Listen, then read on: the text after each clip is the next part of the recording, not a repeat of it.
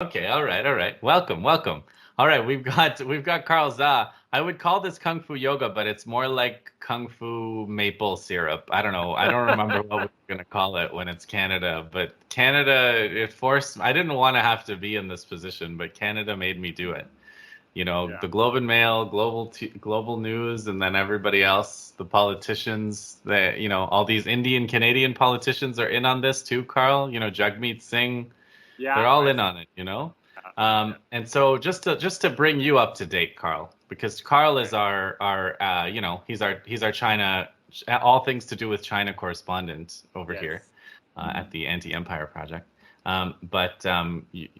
So back in February, a very brave man in the Canadian spy agency, he took the great personal risk of blowing the whistle on Chinese interference in Canadian affairs. And he did that by taking a bunch of stuff to a couple of Globe and Mail reporters, and they just printed it. And they said, "We believe CSIS believes, this guy believes that CSIS believes." So they printed those attributions. I'm gonna And have to what take a drink for this.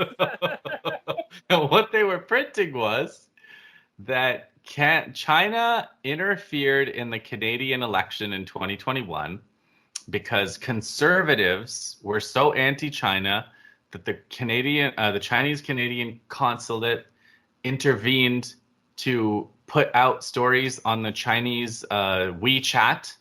The Chinese Canadians all are on WeChat. They're all just all on WeChat.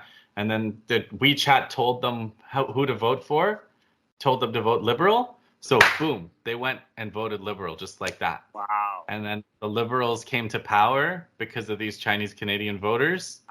I'm surprised Robbing. they even use WeChat. I thought like Chinese government have like brain chip that's implanted into every No, it Chinese. was WeChat. It was WeChat. But then Carl, it gets worse. There's a guy named Han Dong, and he's a member of parliament. He's a Chinese Canadian member of parliament. And you know what he did? And I shouldn't say what he did. I should say, you know what the Globe TV says, CSIS says he did? The Globe says that CSIS says that he told the Chinese government when Meng Wanzhou was being held in Canada, and China also, by pure coincidence, maybe picked up a couple of guys named Michael for espionage. And, Meng Wanzhou was returned to China, and mysteriously at the same time, these two Michaels were returned to Canada. It was all pure coincidence, I think. Wait, But so they're claiming Han Dong told China that Canada is detaining Meng Wanzhou. no. God, no. Han Dong was like, we need to detain Meng Wanzhou. Han Dong is very clear that Right. Meng Wanzhou needed to be detained for until a proper trial was held for whether she violated sanctions that Canada doesn't have on Iran or whatever. So Han Dong was on board with this, but Han Dong apparently was talking to the Chinese consulate, and he told them, listen, it would be more beneficial to the liberals if you held the Michaels longer in jail. Hold them a little bit longer and don't let them out right away, because the longer they're in jail, the more the liberals benefit. And China, because China listens to Han Dong, so China just kept these two Michaels longer because Han Dong told them to. Their brain chip are on the same wavelength. Yeah. Well, they're both Chinese, right? They're both Chinese. So that's what happened. So I guess because you are Chinese and you have access to the same telepathic structures of communication, I wanted to ask you how, it's clearly a matter of extreme importance what happens in Canadian elections to China. So I just wanted to know, like, how does China communicate this to the masses and to the Chinese Canadian community? What is the mechanisms? What are the messaging on WeChat? How do they do this? That's my first question. Okay, so honestly, I don't think there's anything in Chinese official state media talking about the so-called interference in the Canadian election. And I have two theories, right? Okay. One theory is maybe China is being reasonable and try not to antagonize China-Canadian relationship further than the Canadian intelligence and Canadian press have already done. Second, my second guess, which I think is also reasonable, is Canada just doesn't matter that much. I mean, in the grand scheme of things.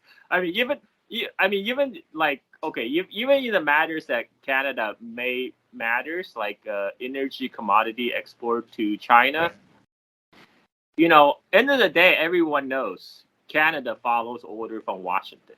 So, Yes. you don't need to talk to the Canadians. You just talk directly to the masters in Washington. Why bother doing the charade of talking to Trudeau, right? I mean, he's just gonna, work on his receiving his instruction from his friendship. Okay, but there is a question there, because there was a thing that happened between Trudeau and Xi Jinping at that meeting where Xi Jinping was kind of like, this is not how things are done, and then he kind of shook his hand, like not even looking at him. That surely must have played or in Chinese media. That played all over the global media, man. And guess what? Everybody loved it. Not just the Chinese, the Canadian loved it too. I think that was, Xi Jinping did like a global public service by giving a public dress down of Trudeau, telling him he's full of shit.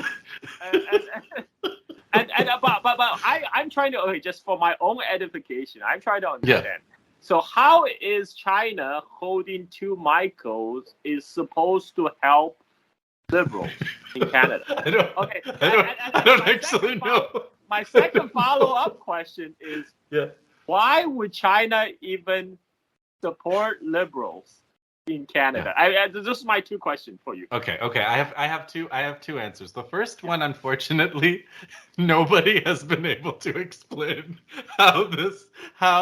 why China would have benefited from the Michaels being in jail for longer. The Michaels were gonna be in jail while Meng Wanzhou was in jail here. That's pretty much like everybody understands. Everybody who knows anything about this understands, that's the case. So nobody has been able to explain. So I think what happened, I have talked about this on my podcast before. I do think that there may have been some kind of mistranslation or something. CSIS may have been spying on Han Dong or some kind of like phone call. They might have tapped his phone or something, and they may have gotten some garbled mistranslation of something that he said, where he might have said like, this doesn't benefit anybody. And then the translator said, he's saying this benefits the liberals or something, right? So because you're telling me they haven't really cracked the secret Chinese code. No, exactly. Chinese are inscrutable. They're inscrutable, right? That's one of the problems we have. So that's one. As far as why do they want the liberals? So this is very interesting because David Mastracci, he's got this new article from today. And it's called Accusing, and it's in the magazine called Passage, which is like a new kind of Canadian alternative media that's pretty good. And good on this story, which means better than 99.9% of Canadian media. I literally know the names of people in Canada that are covering this with any kind of sanity. So David is one of them. And he says, accusing a Chinese MP of secretly working for China is inherently racist unless you can prove it's true. The media hasn't done so. And then at the end of the article, he says, look, there are two possibilities to explain what happened where the Chinese Canadian community, especially in these areas, switched from voting conservative to voting liberal. And the two possibilities are, one, the conservatives were like doing a whole lot of anti-China race baiting. And the Chinese Canadians were like, screw this, we're voting liberal. Or it could be because of WeChat, telepathic link, kind of scenario. And so unfortunately, David says something like, he says, he has something really good where he says, unfortunately, the Canadian media are only interested in the the former or the second version, right? There it is. I find the first narrative outlined here to be far more convincing than the second. The first one being they got sick of the racism of the Conservative Party. Yeah. The second largely hinges on far-fetched conspiracy theories and racist assumptions. It's a shame that Global News and the Globe have largely focused on the second narrative. So that's my answer, and that's David's answer to your That's ridiculous. We all know the Chinese people are automatons. They're not capable of independent decision-making process. So that's why they all have to link to the mothership to receive the latest instructions. And the thing is, Carl, you're Mr. I know you were once on a trip where they called you Mr. America because we were traveling with some Australians. So you have that US, like the Canadian model, right, it's like multiculturalism. So the idea is everybody is Canadian because we all join together in like stealing native land and enjoying, enjoying this wonderful lifestyle, right, that Canada has on this basis. And we have this democracy, but like everybody can be where they're from too. Like, so if you're Chinese Canadian or Indian, so it's not like the whole, like Canada loves to say we're different from the US. So we're different from the US. The US is like you're a melting pot wherever you're from. You're as American as anybody else. And Canada is like, yeah, you're Canadian, but you're also, where you're from and you have these connections, and the connections actually make us stronger too. But that is that's kind of incompatible with what they're doing now, where they're trying to drive Chinese influence out, and they're trying to they want to have a registry. So they want to have a registry. Oh, that got your attention.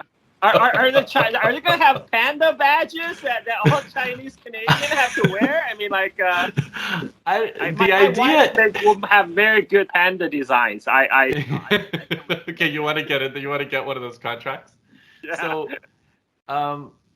panda badges. It could be panda badges. What they're talking about, they've already started. I mean, of course, the federal government officials have uninstalled TikTok, which is, of course, the first way to assert our independence. I think you tweeted or pointed out to me that the University of British Columbia is also encouraging students to remove TikTok. So that's going to be good for our independence. But as far as the registry goes, I think the idea is like in science too. They want people who have projects with science, with universities, with Chinese universities to register, like to kind of and they said like search your soul for like if this is a good idea. So they haven't done anything yet, but they want you to search your soul if you're a scientist. But the registry I imagine that happens in like 2 seconds. Yeah, I check. TikTok. I want to keep my TikTok videos. I want to watch more cat videos. Dancing. They have some really good dancing cat videos. So the registry, though, the idea is like if you have contacts with like the government or like the consulate. If you have those kinds of sorry, that's that's okay. My son is trying to do his trying to start his singing career on my microphone. It's his birthday. He has the let me press a mute button so you can talk. 1 second. He has some leeway. Because it's his birthday. So happy birthday to him. So the registry is more like if you have contacts with the Chinese Communist Party, then you would have to register. But I mean, it's gonna get weird if they do this, because it really is like everybody here is from somewhere, and like a lot of the business people do is with their countries where they're from, and like if the Chinese have to do it, Iranians are probably gonna have to do it, and maybe Venezuelans will have to do it, and then it's gonna just become like it's gonna get interesting in terms of multiculturalism. So the other one they're trying to have is a public tribunal where they bring these politicians before the public and like ask them. So maybe that'll go like the tick.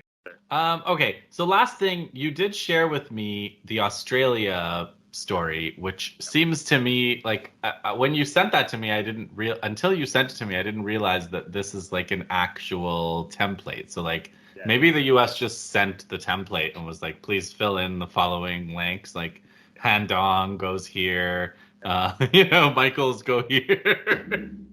So did you follow this story much or like? Yeah. So in India, I'm sorry, Australia. Australia. We're jumping countries here.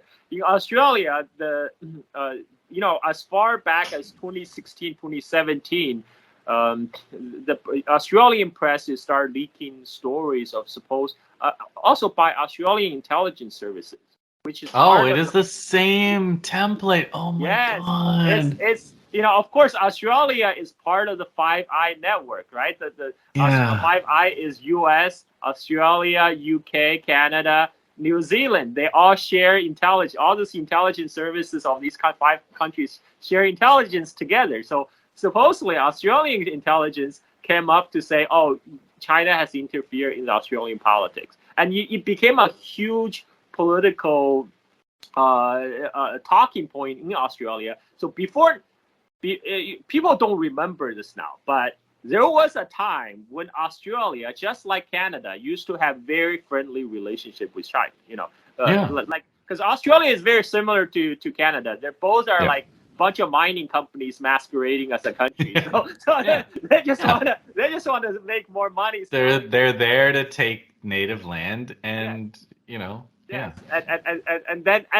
But at some point, the U.S. intelligence three-letter agencies come down and say, okay, you guys have to put a stop to all this kumbaya business because we have decided we're gonna go contain China. You have to jump on board. You're either with us or against us. And of course, all these countries follow suit.